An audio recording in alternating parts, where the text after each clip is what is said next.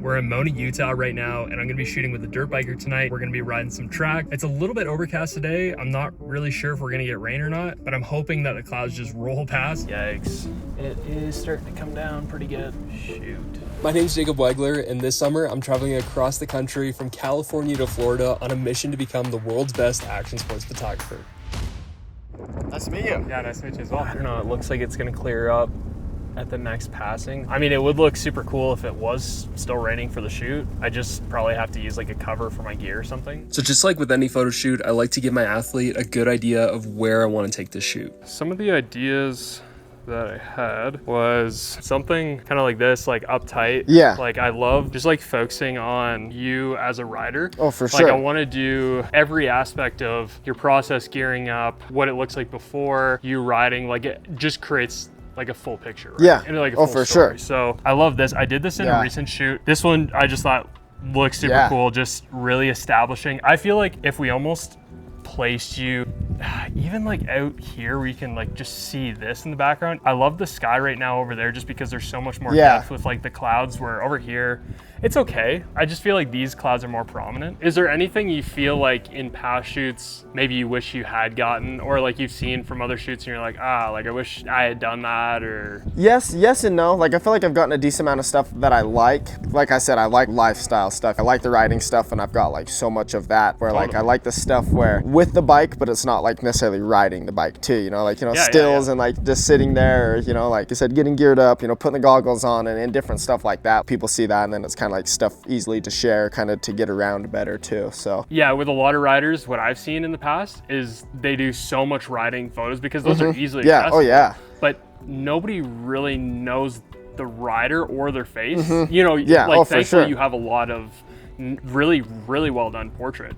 But this lifestyle of like home to you, I feel like that could be super awesome. Oh, for sure. So because Tyler had said that he wanted more lifestyle photos, which was great actually because I wanted those as well, I'm going to kick off the shoot with him getting ready in his natural process. For shots like these, I'm going to be placing my rider in a place that adds depth and interest. Dude, this looks phenomenal. Looking to your right, chin up a bit, a little bit more. Bring like my hand this way. Yeah, but just feather it in just a little bit on the seat. Yep, just like that. And just angle it out towards your rear. Yeah, there we are. And chin up a bit. Nice, dude. That's sick. Dude, that is phenomenal. Chin up just a hair. When I'm telling my subject to raise their chin up, that's just to create separation between the shoulder and the helmet, just to create that little bit of a gap. All these small details really make a big difference. Dude, that's sick. I'm just gonna come up a little closer here. We're gonna do a bit of like a weird angle here with this one. No worries. Straighten the tire just a little bit. Just angle it. Yeah, there we are. A little bit towards me. A little bit more. There we are. Yeah, same. Actually, yeah, I love that. Yeah. Dude, that's sick. That's so sick, dude. All right, I'm just gonna come even lower. I want your head like right down to me here. Chin up just a bit. Right here. Head chin just this way, just a little bit more. And then tilt your head. There we are. Naturally, when you're doing a bit of a weird angle, people's heads want to follow that angle, but you want to make sure that you correct that because it's going to look a little bit odd if you don't. 1 sec. Just hold that. I'm just going to come chin up just a little bit. Yeah, there we are. Dude, that looks sick. That's amazing. Heck yeah. Check that. Oh, heck yeah. Yeah, that's super cool. So the lighting changed and we're going to switch locations and we're going to have Tyler do a whip over this section and he's going to be completely backlit. The sun is beaming, so it's going to look super cool. The dynamic of clouds. Oh, heck yeah. Yeah, that's so good. Wow, those are super cool. So I noticed for this first shot that I was standing a little bit too high because I was losing Tyler in the background and I wanted him more silhouetted in the sky. But I did the exact same thing on the second pass, so I had him go a third time and that's when we nailed it. And for this shot, I had a really low shutter speed because I really wanted that motion blur. I doubled up with Tyler's dad to putt up to the next location. This is a sick location though, like this is crazy good. The next spot that we came up to was at the top of the track with this water bend and it looks so cool with this rustic look. And it's kind of hard to see on video, but in behind Tyler, these rays of sun were popping through the clouds and it looks so nice. Do you want to go from your bike, walk to me? Yeah. So right from there, and just like walk right in this gap between those rocks there. Okay. Okay, 3, 2, 1, yep.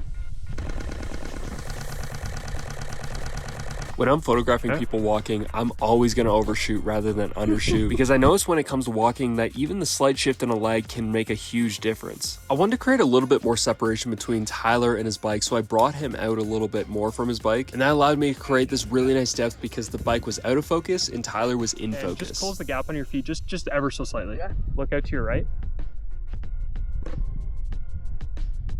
One thing I learned from when I was doing modeling was it's really good to change heights. You can stand, crouch, kneel, sit. Each different level is going to create a completely different dynamic. Point that right toe out just, and still bring that knee over.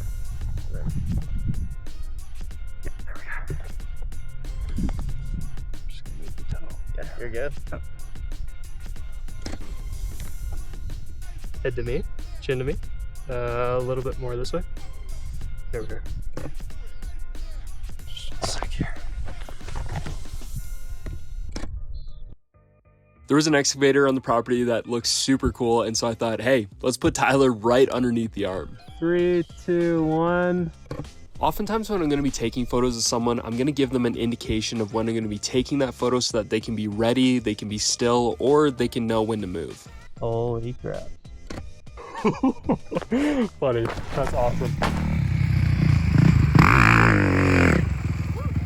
These photos hands down have to be some of my favorites that I've ever taken. If you're looking to see exclusive behind the scenes videos just like this, I'm going to be sharing those in my membership group, the Epic Shot Society. In this membership, I'm also going to be giving you a full folder of raw photos from these photo shoots, give you a full editing tutorial on how I edit these photos, and we'll also be doing some group coaching. So if you're serious about leveling up your action shots, I have a link for you down below. I'll catch you in the next one. Peace.